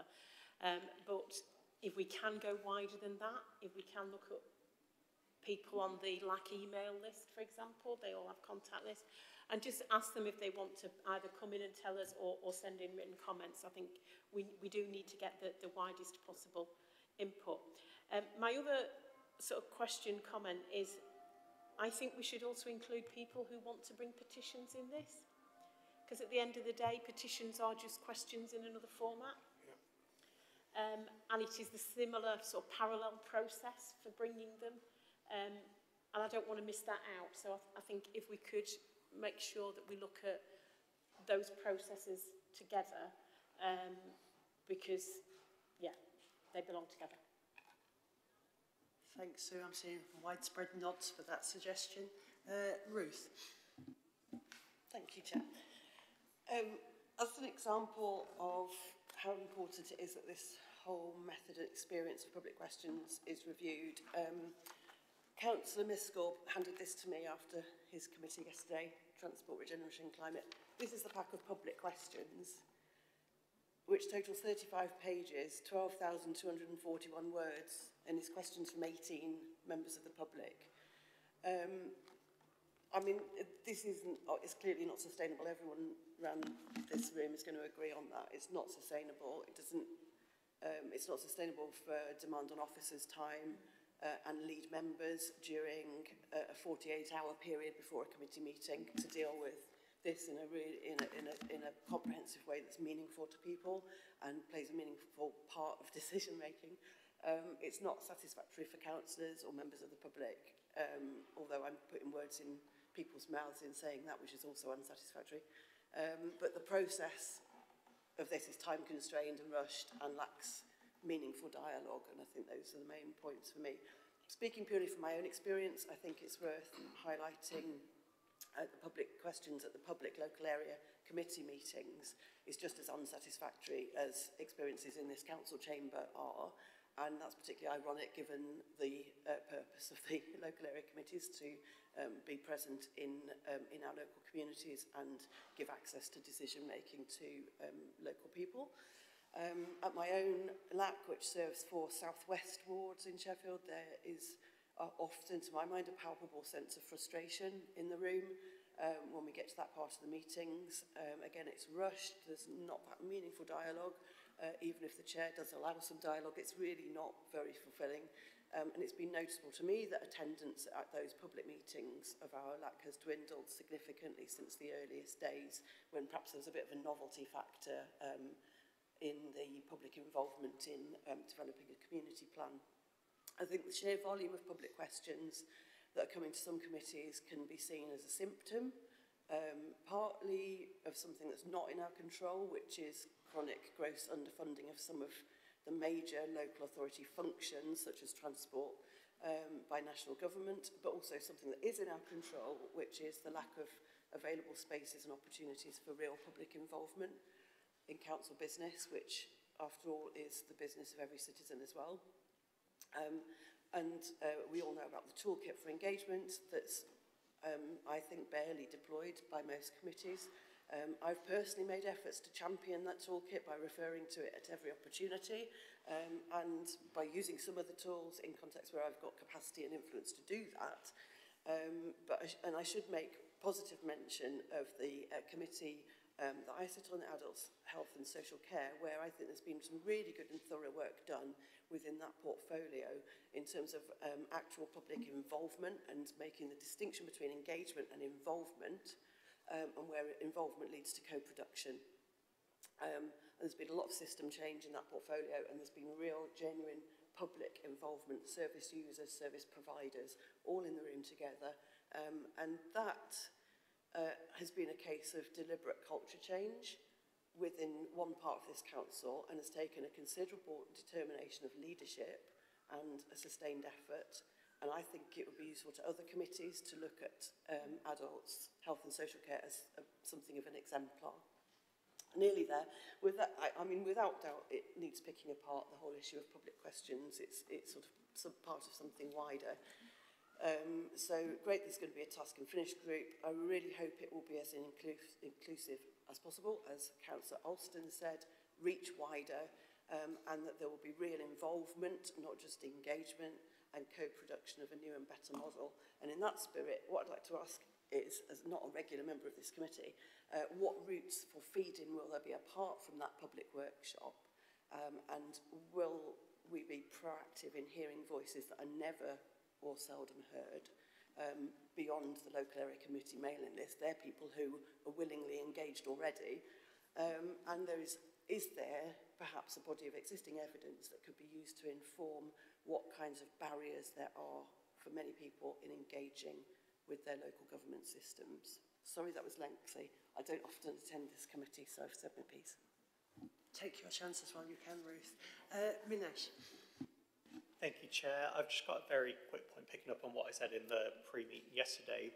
So obviously we're looking at creatively engaging with citizens and stakeholders. I think that has to be people who wouldn't ordinarily attend and ask public questions as much as it is those who do. I think it's about, we need to reach people who don't feel like the town hall is their space, don't feel like they can come in. I think when the demographics of public questioners often matches the demographics of councillors, I think we're self-replicating. The ideas that are heard in the space, the comfort of people who feel comfortable in coming into the space. I think looking at why people don't feel like they can come in and ask a question. I think also looking at, I think there are a number of areas where there is overlap of people who could write complaints and send emails to council departments, and might be better served asking that in a public question, and they probably don't know that. I think there are lots of, I think we can take it very broad, and I think we probably do need to take it very broad, but just really stressing there are people who aren't heard and aren't listened to at the moment in the round, and that needs to be factored in somehow.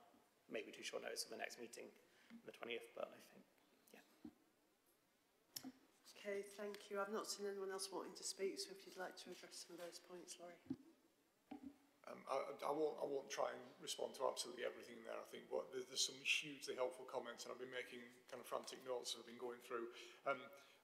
Fundamentally, I think we have to make this as broad a route as possible for people to feed into this. So, because even by having a workshop on at some point, probably early September, given the holiday period, creates its own barriers, doesn't it? So we need to find the right routes to making sure people can have a voice in that ahead of that meeting. And I don't think we can't just ask people who regularly participate in public questions, because, as I said, there's a sort of people do it for all sorts of reasons, really, and sometimes that it's because people want to find a resolution to a specific issue. Sometimes it's about having that platform and voice in front of it in a political setting. But we need to consider all those kind of perspectives. We also need to understand, particularly through things like we've got a really vibrant equality partnership in Sheffield.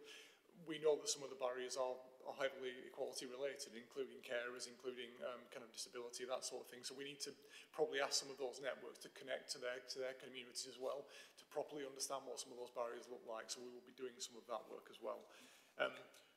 Also, a little bit like we've done in the past with some of the work of the Governance Committee, I don't think we'll be trying to seek a right route into this. So we might have something like an online survey, but we'll probably offer people various routes if they want to send an email, if they want a phone conversation, if they want to have a discussion in person. So we can kind of capture that plethora of views in this, because otherwise there's a risk that we exclude people by the format as well.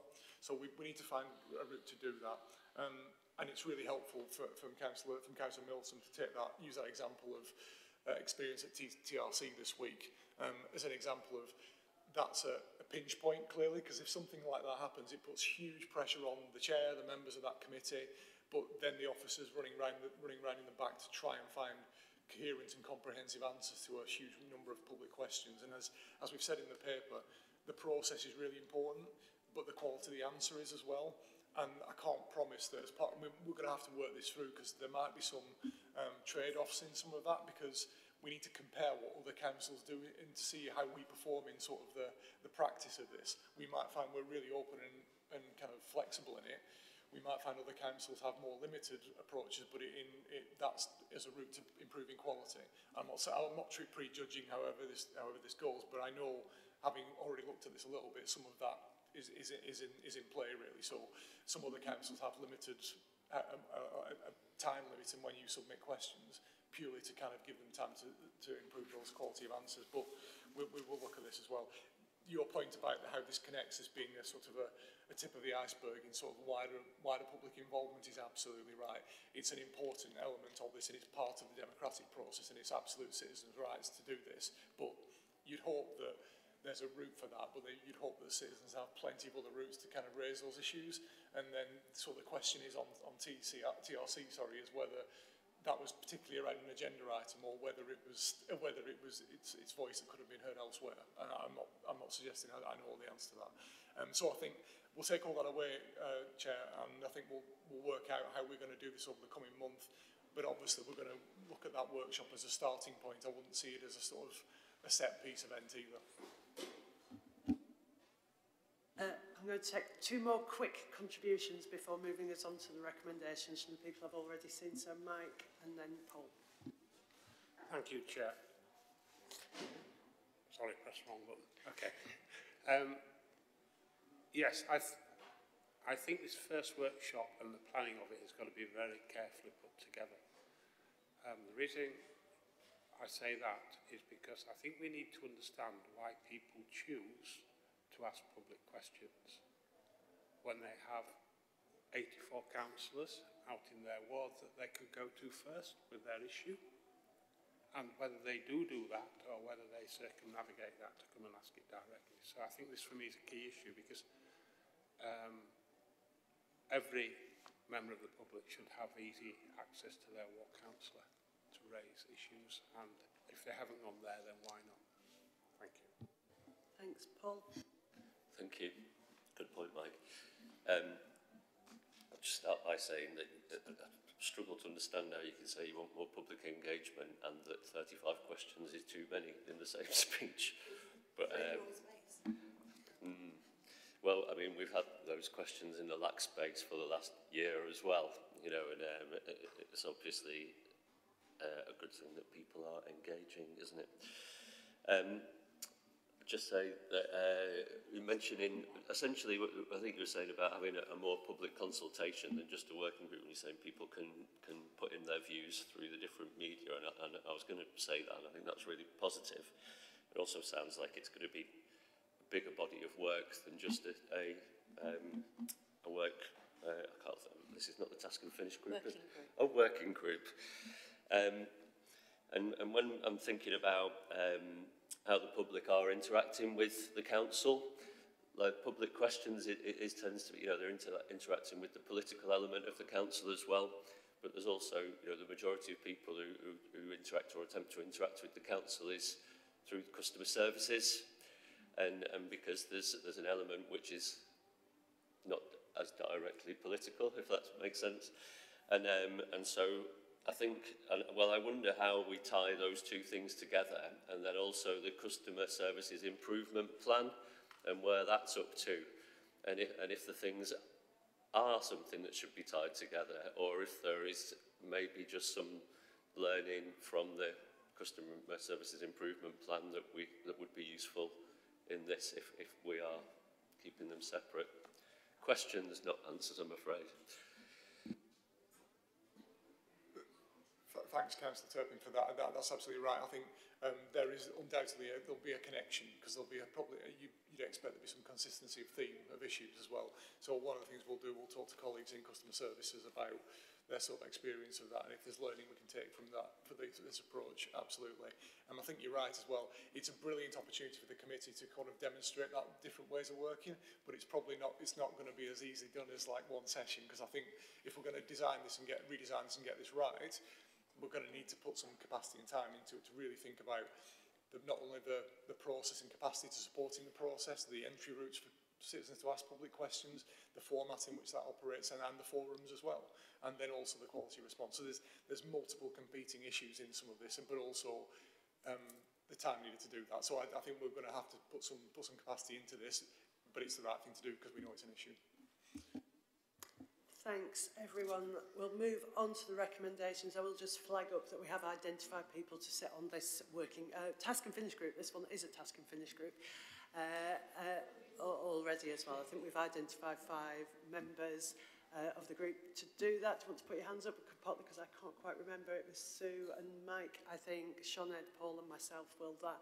But make it very clear that especially, I think, for these public engagement sessions, I'm sure other members will want to. They will not be exclusively for members of the working group and members of the public. I'm sure people will really want to engage with those, especially as a slightly different way of trying to do things. So we'll look forward to that. So just to remind members of the recommendations, to consider and agree the proposed scope of the public questions review in line with the 6-month review's recommendations, to discuss and agree the proposed terms of reference for the public questions review, to nominate at least 3 governance committee members from across the 3 political groups to lead the task and finish group. Are we all in agreement with those recommendations? Thank you very much. So moving on to more or less final item. This is on the work programme for the committee. Alice, would you like to lead us off on this one, please? I will, thank you, Chair. This is obviously, I think, the first meeting of the municipal year. It's the first time you've seen the work programme. So in terms of it, this report's format and the information, it's very front-loaded into what you might call part 1, which pages 60 and 61 of your pack. Part 2 is page 61, which is empty, but if I might, Chair, there's already a suggestion of 2 things that could go on. Do you want me to just say what they are? So there's now some suggestions that more for the work programme. One is around member appointments to external bodies, and that does partly respond to a question that Ruth Hubbard actually raised at S&R committee last week. And the other one is around NHS governance and our committee system, and it's about trying to find how we get that proper governance relationship with the new NHS structures through our committee system, because of course we're one of the few authorities, in fact the only authority in the regional neighbourhood that's got a committee system, so we do have to think about that a little bit differently. And there is a proposal that that does become a bit of a sort of task and finish group a bit further on in the year, but bearing in mind need to resolve it before the end of the municipal year. And then also in your work programme, you've got part 3, which is page 62, which where we start to timetable or schedule some of the items. I think the point to make here is this is here for you to, as a committee, take ownership of the plan, the work programme, what's in it, to think about the scheduling. And I will say, having sort of listened to some of the other comments before on other items, Laurie and I have both said that actually there is some sense in creating, I think, something visually that's perhaps a bigger programme that pulls together not only what's in your work programme, but what's also in the GRIP. So you've got a strong relationship, and it can be clear from the GRIP and your work programme what's really belonging to the committee, what's important for the committee to see. So that's a quick summary. Thank you, Alice. I suppose, sorry, Chair, if I might, the only thing to add would be around the scheduling. It was noted, obviously, there is a meeting 2nd of August already. That feels like that's changing its shape and potentially changing its time. And that's something for you within the capacity available for all the items that you want to look at within your meeting schedule and officer capacity too. We need to talk about, do that. Thank you. I've got a few hands showing. In anticipation of Ruth's point, I will say straight away that the task and finish group around NHS governance will certainly have some crossover with members from health scrutiny, etc. Because I think all of us, when we had an initial briefing on that, thought, help, we need to understand this a bit better, and I'm sure our colleagues on health will have a good grasp of that, so we'll certainly be working together on that. I will take your point first, Ruth. Thank you, Chair. Yes, that was, of course, part of my point. And I would assume that that would naturally happen. And I mean, Alice has got a history with health scrutiny as well. So thanks for, that's great to put that on the work programme. Just to slightly widen that, there are some things that I think I raised it through the governance review, but it hasn't seemed to sort of come through about how some things sit with some things that are considered cross-cutting, sit with S&R, and decisions are made at S&R, but sight of those items is not necessarily given to, say, adults, children's committees that may have a direct interest if they're health-related. So I think there's a strange sort of membrane going on between public health and care and children's services and all of that. So when something comes to S&R that has a relationship with those portfolios, I think something needs to be looked at to ensure that there is sight an opportunity for scrutiny by those policy committees. Thanks. Thank you. I'll take Craig. Yeah, thank you. There's an item on here that's got no date, that's about establishing a subcommittee of Transport, Regen and Climate Policy Committee to deal specifically with TROs. I'm not sure where that's come from. So I sit on that committee and did last year as well. The issue we have on our committee with traffic regulation orders and the view of the committee that's been expressed meeting after meeting has been actually about the need for those to be devolved to LACs more often than not, because it's and that is an item that is on. So I think that I'd want us to first look at whether there's an adequate way that the issue of TROs could be devolved or to be taken in conjunction between that policy committee and the LACs. It's an issue of the policy committee is pursuing the strategic priorities about how we need to be tackling things like parking and public transport, bus corridors, etc. But in terms of how that is implemented in the local areas, it's the local members and the local stakeholders in those communities that have got the solutions, and we're missing that at the moment, and we're kind of going round in circles sometimes on that policy committee. So. Thanks again. I'd agree. You know, there's more work to do on devolving powers down to LACs, but they are governance issues as well. So I think there is probably some crossover there. I'll let the officers come back in at the end if that's so. Oh, do you want to come in now just on that one? No. We'll take all the points and let you come in at the end if that's okay then. Sinead?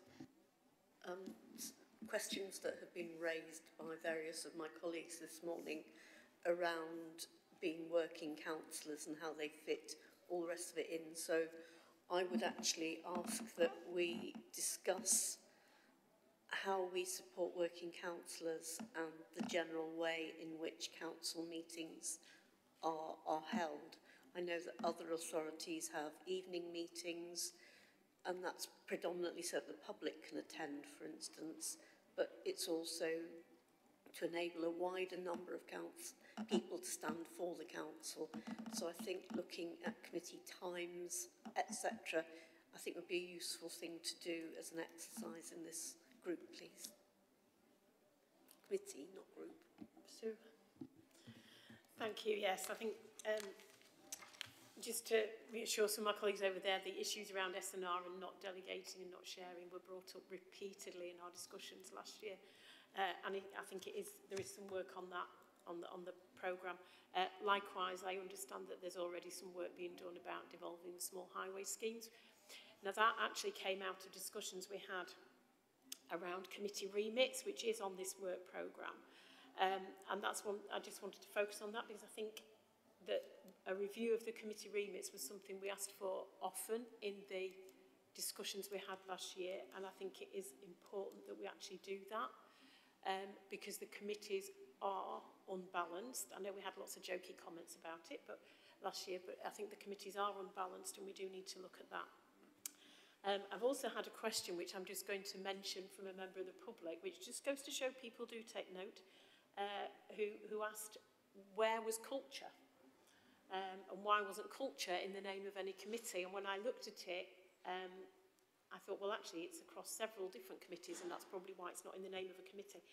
But I think we do need to look at the remits, because we'll always have cross-cutting issues, but we do need to make sure that the workloads are fair and balanced. And obviously part of that is helping address the TRC issues, which was very unbalanced. I'll shut up. Thank you, and Minesh, and then... Thank you, Chair. I was actually going to make a similar point to Sue for one of them, but I would actually say culture is wholly owned by economic development. I think it needs to be reflected in the name to show the, well, it largely is heritage, isn't it? And when the Office of Remit is economic development, culture and skills, I think the committee could match that, but I'm sure we'll come to that when we come to it. I was going to make a quick point which doesn't need a reply on the understanding committee roles and remuneration point, just that I think we should also make sure that that looks at secretarial and officer support as well. I think that is really unbalanced at the moment based on who does and who doesn't, and I think if that could also reflect where councils are working and who need support, I think that would be helpful, but I think it needs to be considered in the round. Paul?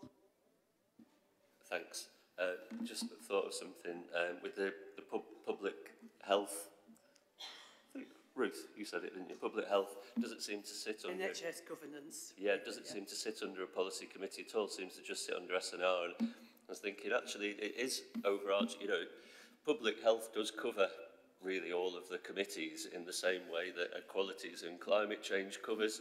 And I just wonder if we should be thinking about having a public health impact assessment tool, or indeed, what would even be better is a comprehensive impact assessment tool that includes equalities, climate and public health. And also referring back to Craig's earlier comment about you know, with being anti-racist and actually being anti-carbon and being pro-health, and that all decisions are influenced by those priorities. Thanks, Paul. I think the Welsh Government has taken steps towards that with their Future Generations Impact Assessment tool, actually, and that's a useful way of thinking of it.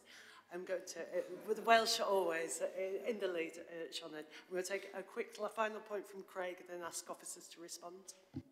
Yeah, thank you. I do like the idea of anti-carbon. It does sound like something from Doctor Who. I don't think we're quite there. My point was about I think this committee needs to look at how the council deals with all issues that are cross-cutting, because what it seems to me, and my fear is that as soon as we identify that something is cross-cutting and isn't wholly kind of snugly fitting in any one particular committee, which very few things actually will, that the solution is, well, it gets whisked off to strategy and resources, and that feels a bit like then we're kind of in danger of going back to the cabinet, where the buck stops there for everything and the more significant it is, the more likely it is that fewer of us get a chance to input into it. So I think we need to address that. Thank you. Alice, do you want to respond to any other points? Councillor Alston's absolutely right. This came up a lot last year because I think we all recognise that it's harder to do it through a committee system because you've got multiple policies being disappeared there, where policy is being discussed. And one of the roles of S&R is to convene the system, but not necessarily take responsibility for decisions off it. And I think I can share the paper around, but it was part of I think one of the first S&R committee meetings this year, a strategic framework paper which talked about S&R's role in the system, trying to respond directly to the governance review actually, to sort of say, actually our role is an enabling committee for the rest of the committee system. So certainly through the chair of the committee and obviously Councillor Belbin has been part of that as well, but other members on that committee being really clear that we want to make sure we're joining up as a council to spot so that chairs across multiple committees have sight and can have conversations in their committees about cross-cutting issues. But the intention isn't to take decisions off things or elevate something to S&R, because that isn't the way the system works. So the intention is to change that behaviour this year, so that hopefully we'll see some of that happen more consistently. There's also something about our ways of working in that, about cross-committee briefings and making sure that where things don't just pertain to one committee, we find better ways of kind of connecting and working together. Clearly, I know as well as you do that there's huge issues in terms of capacity and how we find time for members in all that space.